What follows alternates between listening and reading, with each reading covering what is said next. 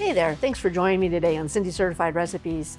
So you might be looking to do a big family dinner, so you go to the grocery store and you get a tad bit of sticker shock from those meat prices. Well, before you go running out of the store, mosey on over to the pork section, and what you're looking for is one of these. A beautiful standing rib pork roast. Absolutely gorgeous. And a lot of times, I gotta say, you're not gonna see it there, but ask the meat person if they have one behind the counter, like I did. I got this at Whole Foods. If they can cut one for you, or they can order it for you. And even when I got this, the guy offered to French the bones, which means just to cut the meat and sinew away from the bones a little bit, so it makes a really nice presentation. He did all that for free. And this whole piece is gonna make rib servings for 6 people, very generous servings. And this was only 20 bucks. And since I got it at Whole Foods, you guys might be able to even get it cheaper. And if you live by a Costco, a lot of times at Costco during the holidays, they'll have big pieces of these that you can get very inexpensive. So before I get on to spicing this guy up and getting him in the oven, I'd sure appreciate you guys hitting that subscribe button and also that notification bell so you get first dibs on all my upcoming videos. Now let's get on to spicing this guy up. All right, we've been letting this pork roast get to room temperature and I'm ready to start spicing it up. I really like to put on a lot of spices on my pork roast. But first of all, we're gonna get going on some olive oil, some extra virgin olive oil. And I'm just gonna be spreading that all over the roast, rubbing down the bones, being pretty liberal with it. I'll have to probably actually add a little more to get those spices to stick.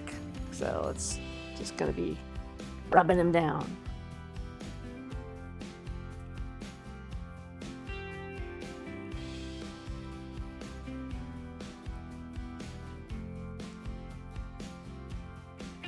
You know me, I'm gonna get messy. Just part of the game.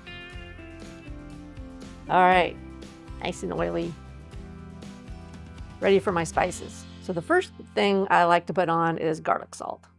So I like to be really liberal with it. So I'm just gonna be putting that all over.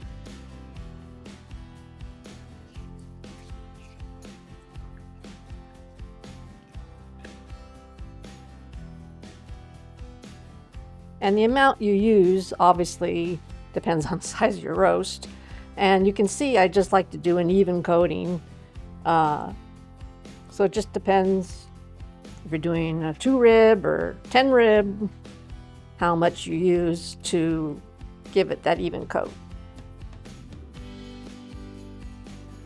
Next is black pepper. Again, like to be very liberal with it.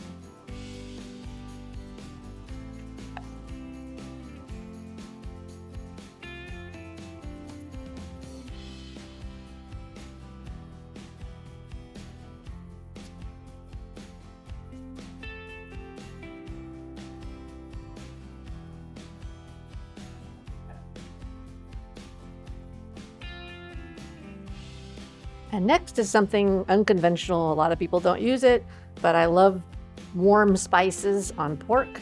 And so we're gonna actually be using allspice.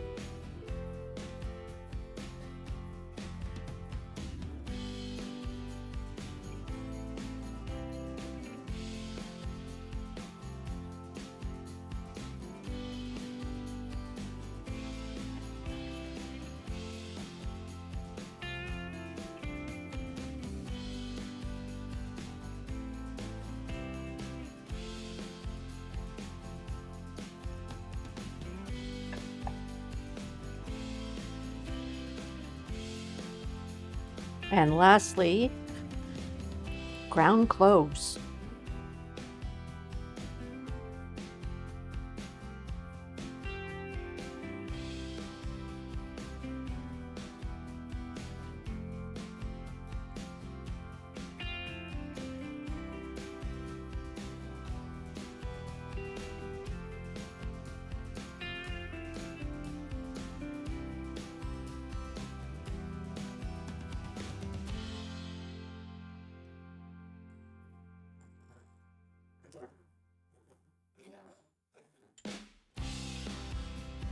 All right. That's all spiced up. And now I'm going to bring over my roasting pan. So I'm going to push that over there, bring in my roasting pan. And what I like to do in the bottom of the roasting pan is cut up a few veggies. And my favorite veggies for pork roast is 1 onion. And I cut this in 8ths so that you have these nice wedges like that. And you're just gonna pour that in the pan. Spread them around. And the next one is also slightly unconventional, is fennel bulb. And we got a picture here for you to see what that looks like if you're not familiar with fennel bulb. And again, I just cut it up so you'd have these like little leaves or chunks. Fennel bulb adds a nice little anise sweetness to anything that you use it with. And so in that goes. Spread it around. Next, to me, you can't have pork without apples. And so this is 2 apples just cut in chunks. I cut them in little wedges like this and just cut them in half. And I put just a couple little pieces of lemon peel in there.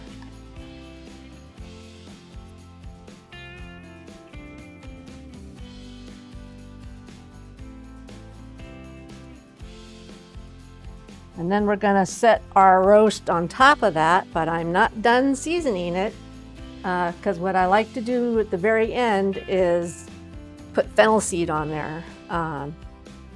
Totally different flavor in my opinion than the fennel bulb. And what I do with that is I sprinkle it on and kind of like to press them on.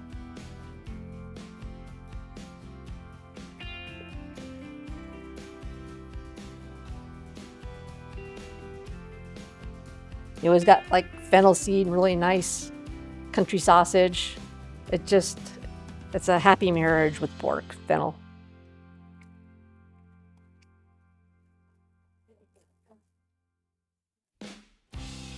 And don't be afraid to use a lot. Some of it will fall off, but it's just so tasty. You'll really, really like it if you've never tried it before.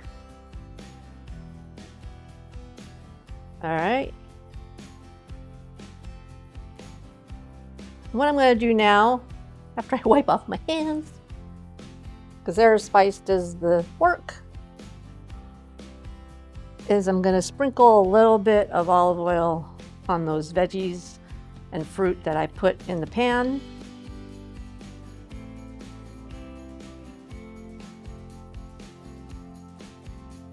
And then I'm going to add just about maybe half a cup of chicken stock to the bottom of that pan.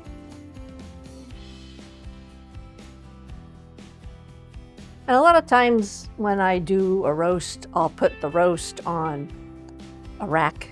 But this, with pork, I like it to be down in there, absorbing the flavors and adding to the juices of all those veggies down there, because I'm going to be harvesting that great pan juice later. So now this is all set for the oven. I got it preheating at 325. And I'm going to add in my handy dandy thermometer. It's older than the hills, but it still does the job and it has nice big numbers that I can see. So I'll be putting that thermometer on there, and I want this to be 150 degrees because by the time it rests, it'll be close to the 160 that I like. And we'll be back with that.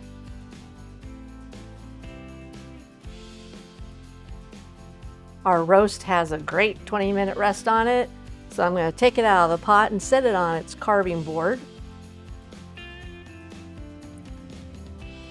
Right over there.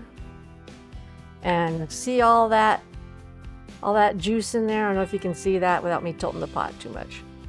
So what I like to do now is take these vegetables and fruit and put them in a sieve here. And I'll be squeezing on those to get all the extra juice I can out of them. Sometimes I'll do a gravy. Today I'm just going to do pan juices. Both are totally delicious. This is where chinois would come in very handy. It's like a really cone-shaped sieve. They're like super expensive. They're like $80, you guys. So you do with what you got, right? Okay, almost got them all out.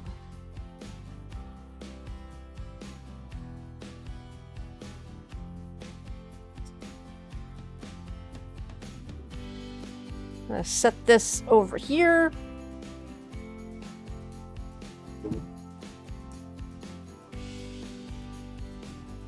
And I'm just going to use a wooden spoon and press on these guys.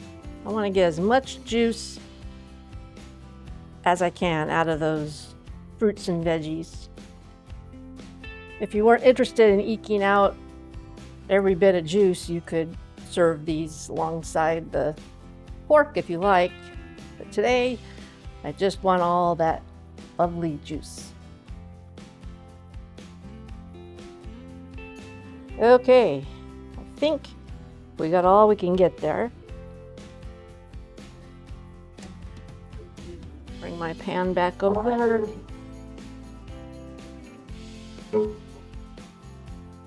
Just pour that in there.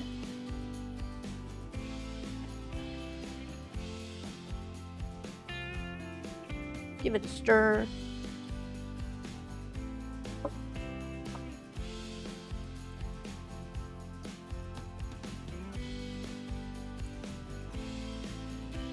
All right, set that aside again, and we're gonna bring over our roast, start slicing that up.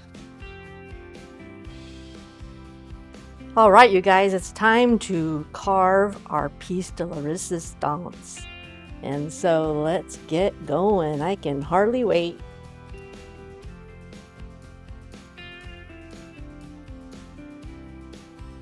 Oh my gosh. It looks so beautiful. Look at that. Beautiful. Juicy. Cooked just right. Golden crust. Nice and herby. So what I'm going to do, what I'm going to show you, is I'll move this board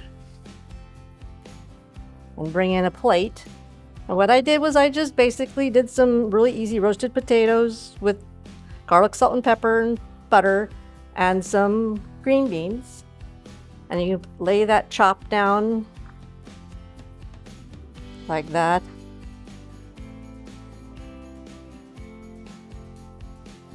And put your pan juices on it.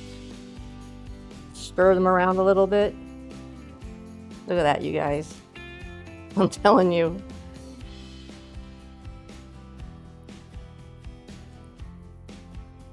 It's totally, totally delicious and outstanding for any holiday meal, any Sunday meal, anything you want to impress anybody. This is the way to go. Enjoy, you guys. You can't beat inexpensive, easy to make, and super delicious. And as always, if it's time tested, top-notch ingredients, and the talk of the table, it's Cindy certified.